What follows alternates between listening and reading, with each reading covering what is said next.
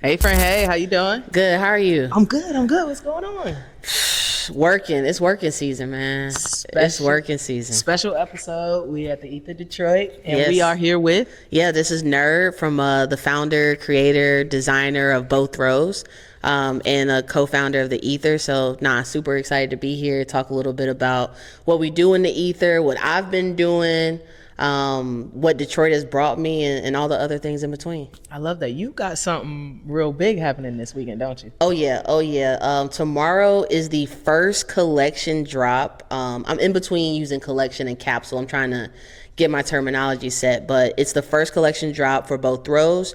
I've been creating pieces for like 4 or 5 years, usually custom pieces, directly for someone. This is the first time where in the last year I've kind of like shut everything else around it down, and just focus on creating what's been in my brain, the ideas that I want to get out with the fabrics I want to use. Just did my first fashion show about a month or so ago, so it felt only right for the momentum of that to continue into me doing my first drop and getting into more fashion shows and things.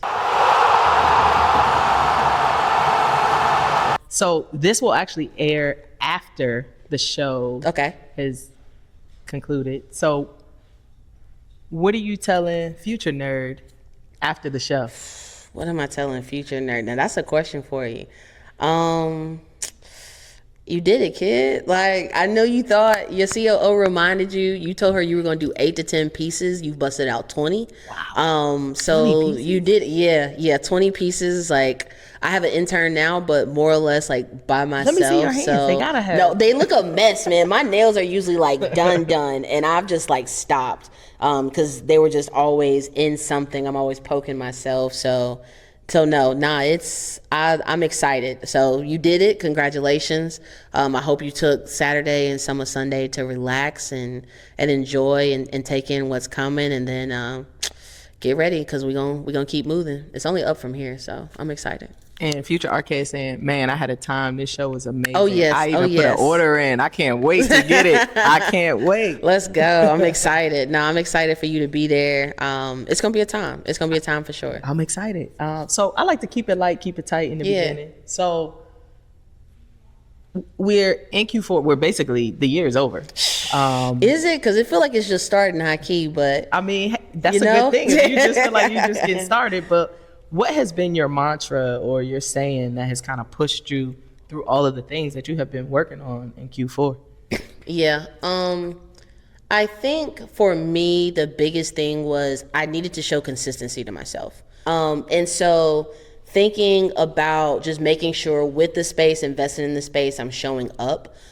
Investing time, effort into the space helped me to invest time into me creating.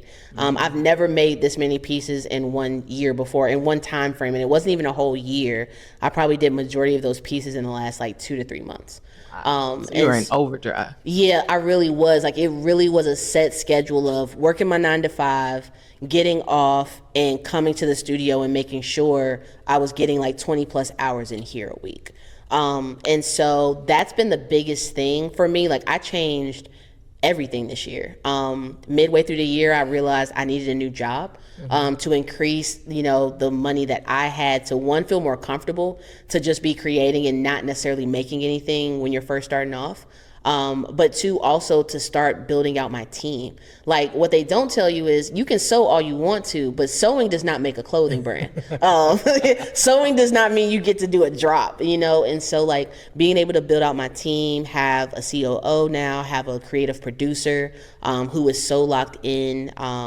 My socials look amazing, like all the things that I was probably complaining about 2 months ago.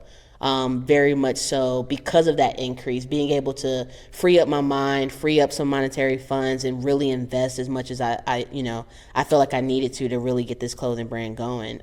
So consistency has been my mantra. Just, I got to show for myself. I've showed them for everybody else on a regular basis. It was very much this year a selfish year. I love it. In the way of like, no, like you gotta say no to some stuff. You gotta say no to people.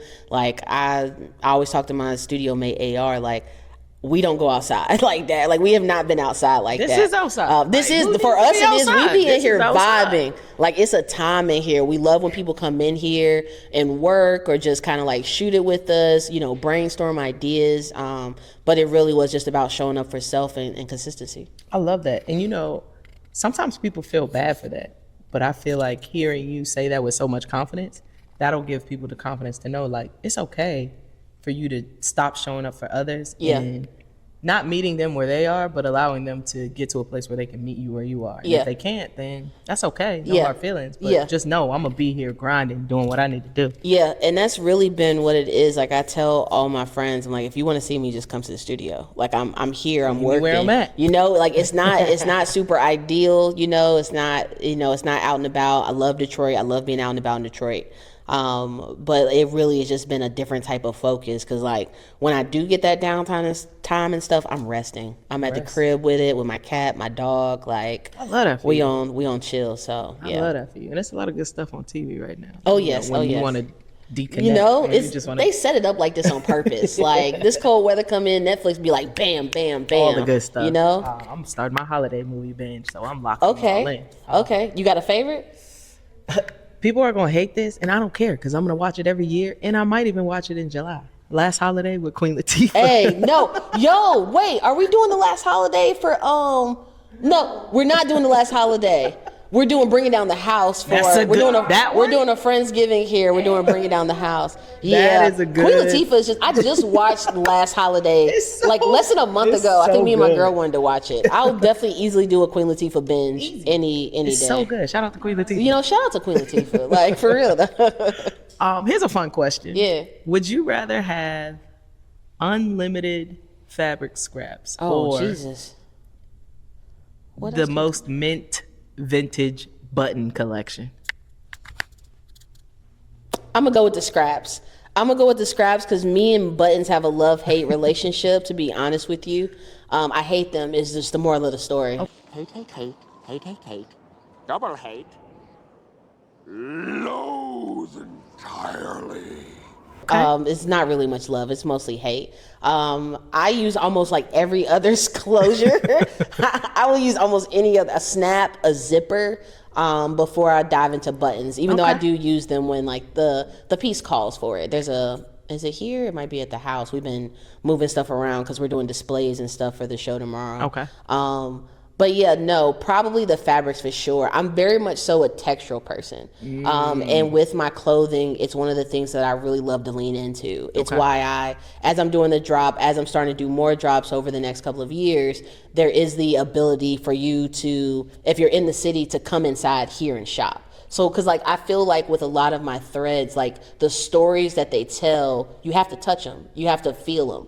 A lot of my clothing is from Black spaces, whether it be Black estate sales, yard sales. I know went to Boston Edison, did their yard sale. Like all the neighborhoods in Detroit do have like this set weekend during the summer. They do like their different yard sales and stuff. And so it's something in those fabrics, like everything has spirits to it. Everything has energy to it.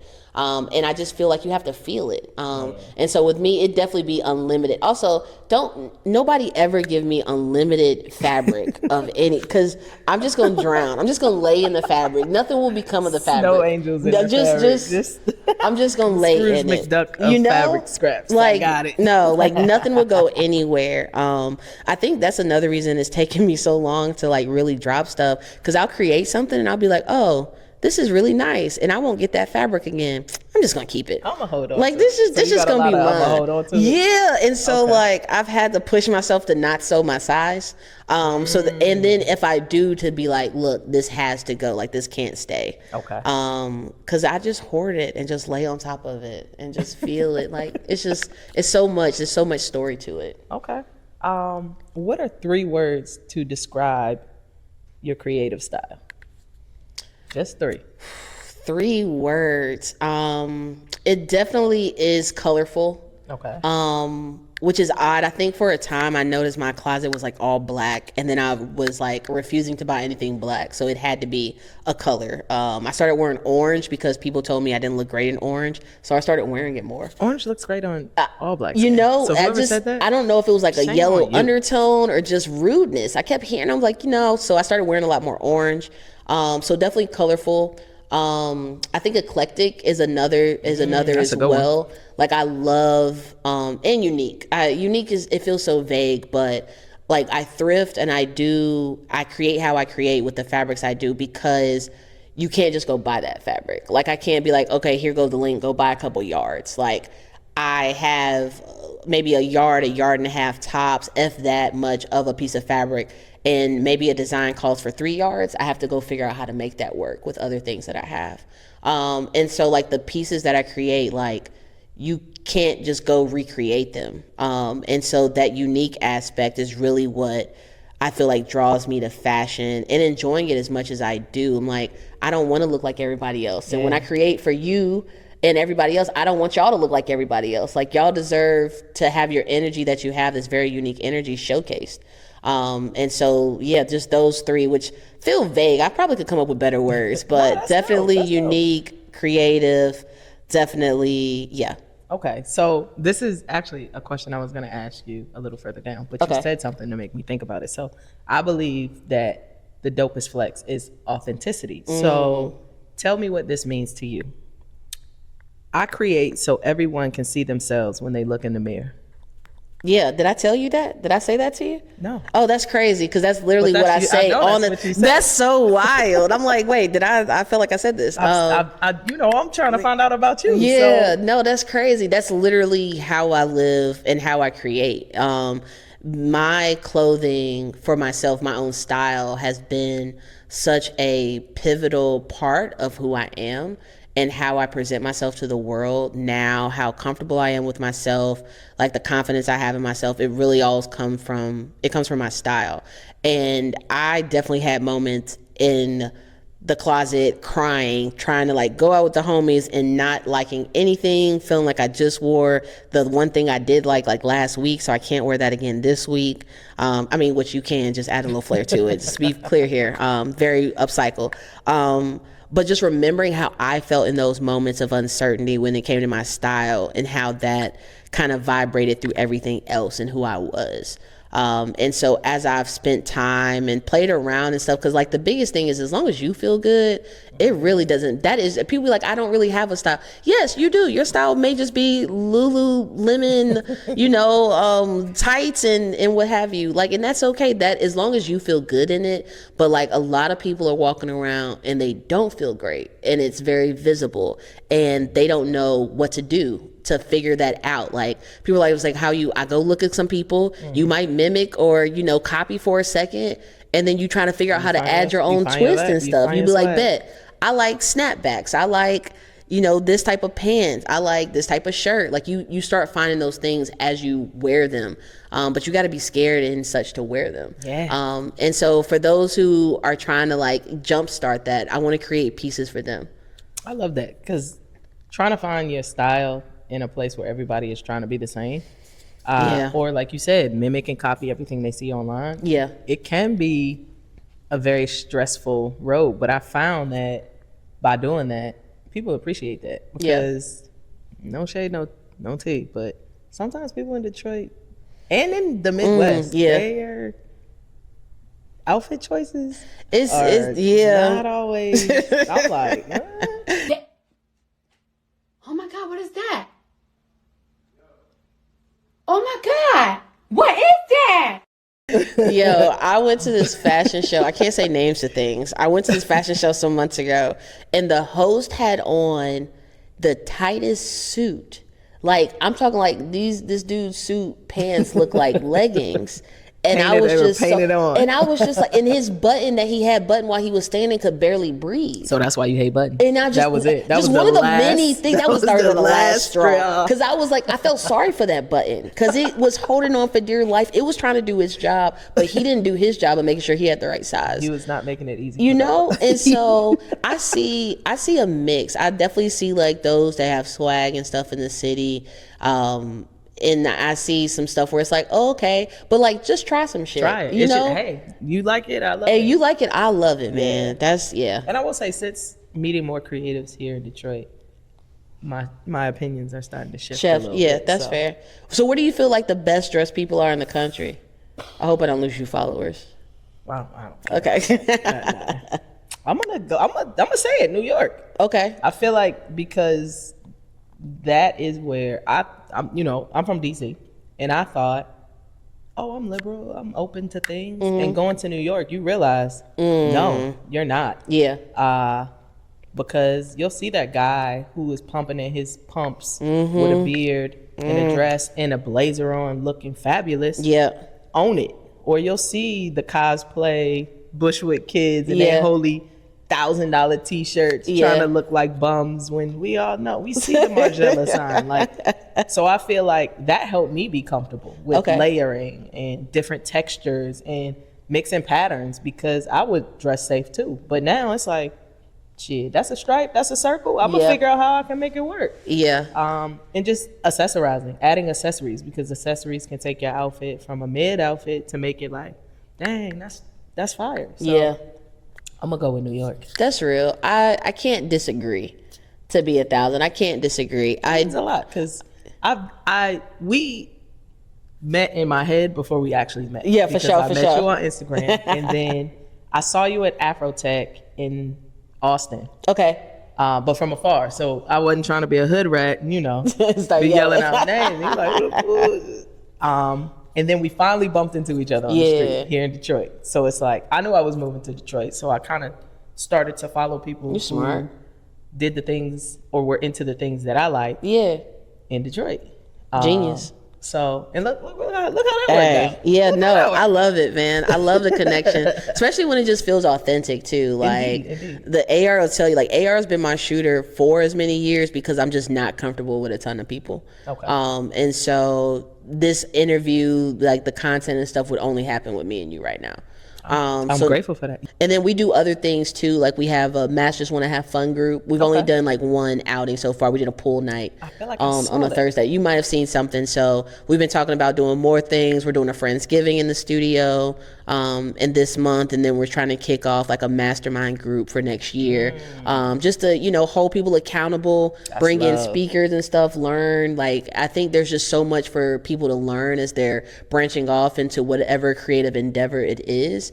Wanting to be a place to be that spark, really. Like that's the biggest thing from the ether is like just wanting to be a place where things happen, where conversations and ideas are sparked, and then continued on, and we can figure out ways to support. And when you walk through that red door, you genuinely feel that. Yeah. Like, I feel that. Like, Good. I'm like, damn.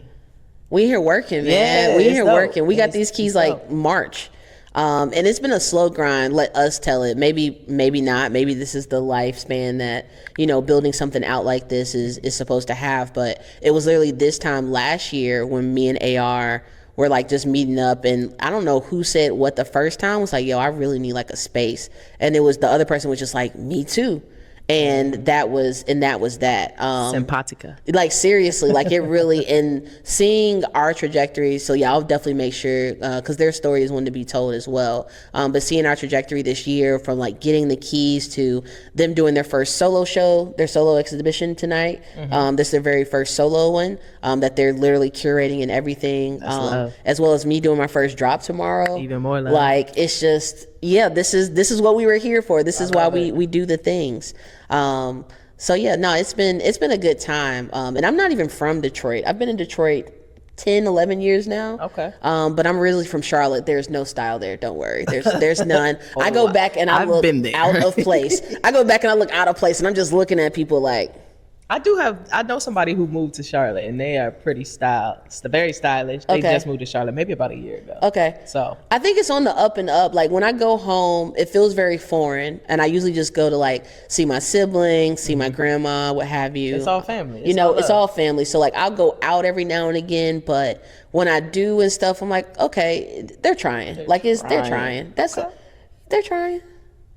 So I got another question for you. All right. This is probably one of my favorite questions to ask. Okay. If you had to give a single album song soundtrack to your creative process, what would that music selection collection be? All right. I don't know. Maybe it's the North Carolina in me. If you say Petey Pablo, I'm gonna lose Okay, it. first off, nobody ever in the history of really being from North Carolina better ever say Petey Pablo out their mouth. I hate that song. With like, if you are from the state and you don't hate that song, like, because maybe you weren't in middle school or high school when it came out, like, F that song. No. No, I'm gonna go a different route, an intellectual. So maybe it's the Aquarius in me, maybe it's a whole bunch of things, but definitely J. Cole. Okay. And there's a particular mixtape, and I think it's because it reminds me very much so of what my grind is right now. And probably also how I see myself at this moment. Like, then, you know, they say it takes 10 years to become an overnight success. So like, Yeah. whereas people are just now seeing the brand and stuff, I've had that logo for 5 years. Yeah, like this has been a slow grind, and I needed to make sure things were in place. I think I needed to be in a certain place mentally for it to really be, you know, where it was going to be. But the warm up by J. Cole, from the intro to Grown Simba to my cat, of course, now coming in here. Hello, Yoshi. How What's you up, doing, Yoshi? babe? Come on, girl. She gonna come up here eventually, y'all. It's just that whole album, the energy. I got to see J. Cole when I was in college, so this is about that album time, the warm up, the come up. Where I got to see him perform for the first time at like UNC's like theater. It was like a gym, basically, like an auditorium. Really? Got to see J. Cole, Wale, and Janelle Monáe. And this is before like anybody knew who any of those people were. Is this pre-Nike boots? This was definitely maybe in the beginning of Nike Okay. boots. We're definitely in the that was about a time. nothing space. Like starting off the about nothing. This was Janelle Monáe in her maid outfit, like the black. Like when she first. Yes, very first, and like she's doing stuff on the stage, and we're like, "What the fuck is going on here?" Like, is this like who lady? literally is this lady? But the warm up, like, I still can run that album, which I now will be playing as I leave here today. I love it. I can still run that album front to back, and it's just it feels very indicative of how J. Cole works, which is very much so like repetition and iteration. As a software developer, like I've been able to bring a lot of those aspects to how I create. Everything is repetition and iteration. I will create something, I'll take notes on the blockers I ran into, the things that felt more complex, different ideas how to make it better. The next iteration, I'm implementing those type of things. And that's kind of really what it felt like with him, from the warm up to the come up, and where he is in his career now. It's just repetition and iteration to greatness. I love how you take such an analytical approach to your creative process. Yeah, I interviewed an analytical creative. Shout out to Beverly. And That's dope too, because what? that was like the first time I had been in that space. Yeah. And it's so interesting to hear you basically take your technical skills and tools Yeah. and apply that to your creative aspect of it. Yeah. So when did you have that first moment like, I'm a creative, like this is me? Like what did that moment feel like? And if you remember, how old were you? Bruh, it honestly might have been last weekend. I might have been Yeah, 36. I'm not buying I'm that. so serious. Like, so I've been a software developer since I was a kid. Like I've been doing web development, website development, application development, literally since I was a kid, since middle school. And I never thought that you just gonna keep doing it, huh? I never thought, as I was literally creating things on screen, I never considered myself a creative. Really? And even in this fashion design stuff, like I've had to, like, I don't outright, I won't be like, I'm a fashion designer. Sometimes I don't know what to call myself. I'm a textile artist. I'm a fiber. Like there's all these different terms and stuff for like what feels like the same thing. I'm like, I create stuff. And so it was really that moment of being like, okay, I don't even know what to label myself. So like creative feels like, you know, the most vague but accurate thing. But it really was when I was filling out, I'm not gonna kid you, it was literally a week ago, but it literally was me filling out grants for like exhibits and stuff and having concepts, which made me be like, oh, okay, I'm a creative now. That's amazing. Like I get it now. And that was a week ago. I was at age 36. So what part of your work do you struggle with sharing and why? If there is a part. Because you're doing some pretty big things. Yeah, I don't know if I think I struggle, like, when it comes to sharing. I'm just never going to be like forthcoming, I think, with everything that I do. Like, I'm literally like, I have a team now, and like they're still finding it. They're like, oh, you can do your own website? Yeah, I can. Like, that's where I started off at. They're like, oh, you can. Yeah. Oh, my bad, I forgot to tell you, I have like 20 years in software development. Like, just like leaving out stuff like that has just always been, I don't know, like a thing I do, and I don't know if it's on purpose or not, or why I do it. But it just never, but like once you know, or you ask me the right question, I'm usually an open book at anything. So it's one of those things where like you've been doing it so long to you, it's just like every day, whereas other people may look at that as like, that's a work of art. What do you mean you didn't tell me you could do that? I've been struggling at this for 20 days and you can do this in 10 minutes? Bruh, like I didn't, even when I was telling people that like I just learned how to sew in the last like 2 or 3 years. Okay. Everybody's like, really? That's I'm impressive. like, so I don't, I guess the thing is, I That's just think impressive. these are just things that I've chosen to do. I've chosen to put my energy into. And so I think maybe that's another reason, is because like you said, it's like, it's an everyday thing for me. Like, this is just my life. And so I don't really think too much about what it is I'm doing. I think if somebody really asked me like how, things come together and stuff, that would be a complete, like I wouldn't even know how to answer that. I feel really lucky in a lot of different things. And I'll probably talk about this. Okay, you can stay right now. I'll probably talk about this during, of course I have to do like a speech tomorrow during the thing, but of just like how the collection even came together. I didn't set out and be like, I'm about to do a collection and it's going to be this and stuff. I was just creating, and things, you want to say some stuff too, Yoshi? And things just kind of chimed in and made sense. And somehow seemed very aligned and strung together as if intentional, but I can't tell you that any of it was very intentional, but maybe it was like in the back of my, maybe in the back of my brain, maybe subconsciously, I was like, okay, that's the thing. So what was it that made you, like what was the thought process when you said, all right, this is it. I'm stepping from behind the laptop and I'm sitting down in front of the sewing machine. Yeah, COVID, actually. COVID was the first time I had the ability to sit down and do like nothing. Like as a software developer, especially as a Black woman software developer, with the amount of years I have, I feel this inclination always to teach, to educate, to do workshops. So if I'm not working, I'm usually teaching. And so like Monday through Fridays work, Saturday and Sunday, I'm hosting a 4-hour a day website development session with kids. Over the summers, I'm doing programs at Wayne State around now fashion design too. But initially like robotics, I was doing first robotics coaching. That's like crazy. All of those things. So I finally had the ability to be like, I don't want everything I do to be focused around this particular aspect of my life that I've been focusing around for like the past 15 or 20 years. And so I picked up a paintbrush and tried some acrylic. I tried a whole bunch of stuff, actually. I tried acrylic painting. I started off in sneaker customization. Nice. It felt like the correct, pathway as a sneakerhead, who also was trying to get into, a creative space. So I still have like a shit ton of like leather paint and things like that. I have some customs at the crib. And every once in a very, very, like I did my mom's, all her bridesmaid shoes. She wanted them to be like bedazzled and stuff. So like every once in a blue moon, I'll step out. But so I started with that. I did a couple orders and stuff here or there. It was cool. Very time consuming, very boring. Very time consuming. It's so like you'll spend like an hour or so doing a check because you need to do like 3 different coats on it and you need to let them dry. Like it's a process that just did not feel as rewarding at the end of it like I thought it might.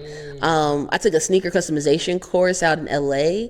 That's cool. That was really cool. I was excited about that. People have been sending me that damn Instagram for like ever. So it was dope to see like sewing machines that could really take on leather and stuff like that. I did like woodworking, which I still do some of. Like I made a Murphy table.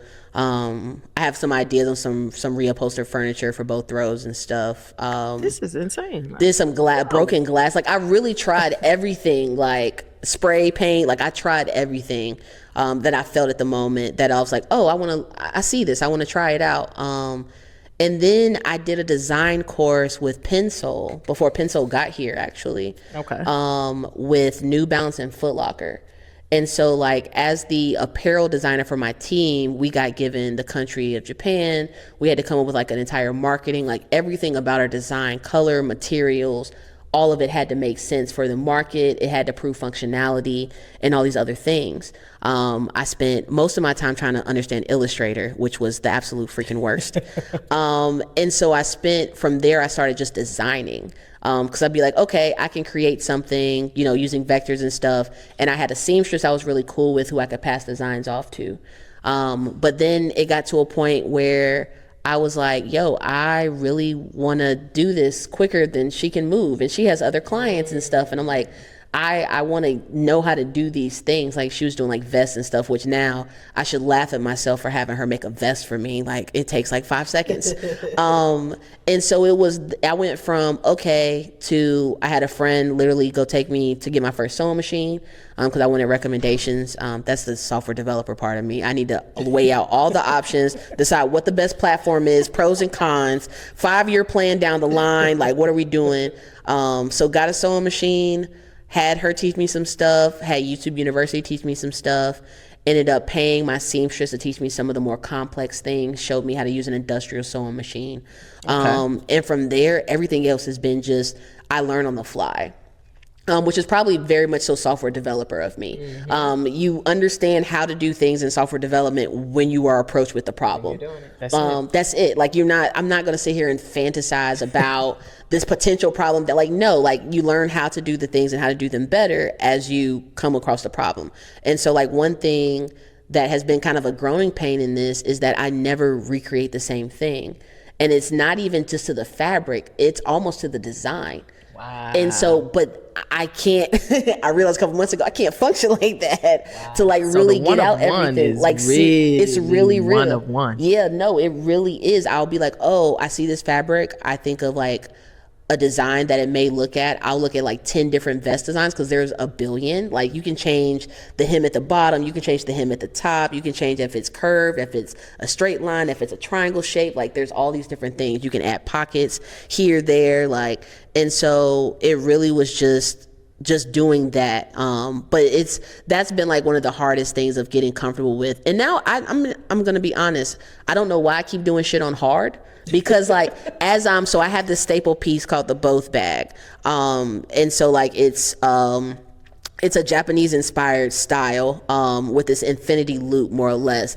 And for me, I don't like things to interrupt my body or my outfit. Okay. So I don't love things across my body and stuff. So this is not a bag to come across your body. It sits right here, but it's a wide enough armhole where as I wear unisex and boxy pieces, I also don't want my shit scrunched up like this because I'm wearing a bag. I have an awful tote arm, so see, I'm very curious. I'm very curious. You might be my one of my case studies for this bag, and I'm excited. See, no, we're gonna talk about it. And if it don't work, that's my thing. Revisions. I've already decided V2 for my next drop in January is gonna make sure it's reversible and things like that. Fully pockets on the inside and out.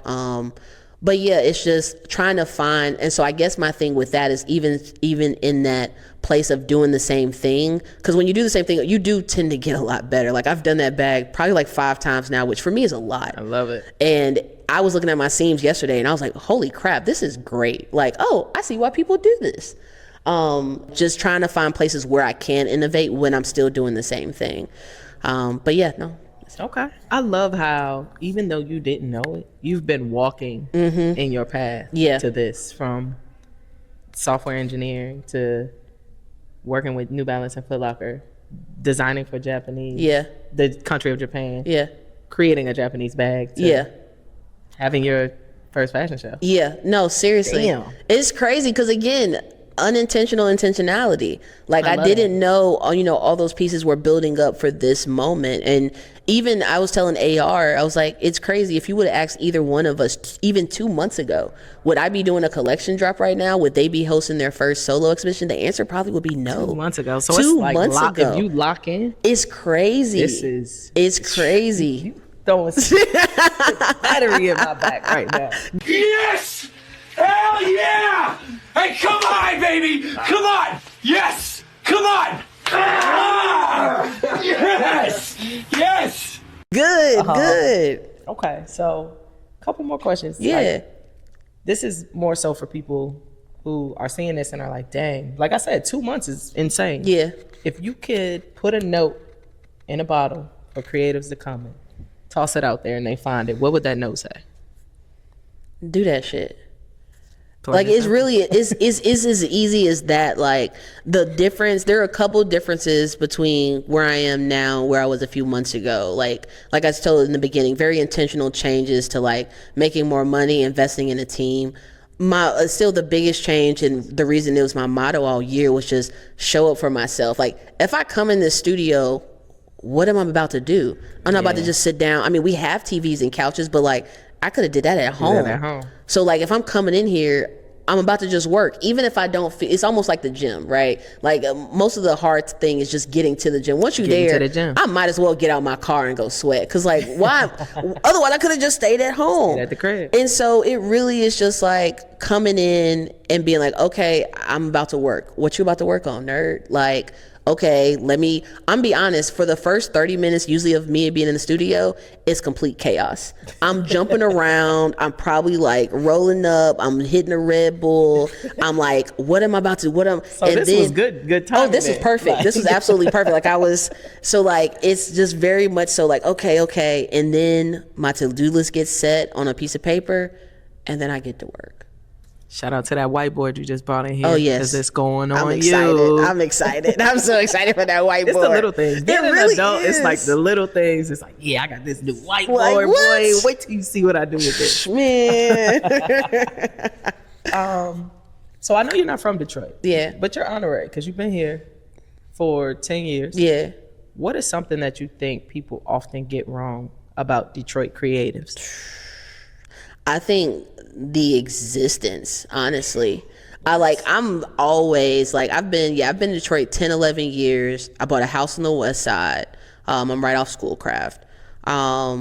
Very much so like in the public school systems, working with organizations like Michigan Science Center, going to stuff like Creative Mornings, being in a place like the Russell where there are a crap ton of different studios and stuff in the space. I know artists over there in the artist building. I know musicians and stuff over here, photographers. Like, it's so much. And I think people just don't know. And it's hard. I remember you saying something earlier, I know you've been in New York, you've been in DC, all places where, to me, it's known that Black creativity thrives.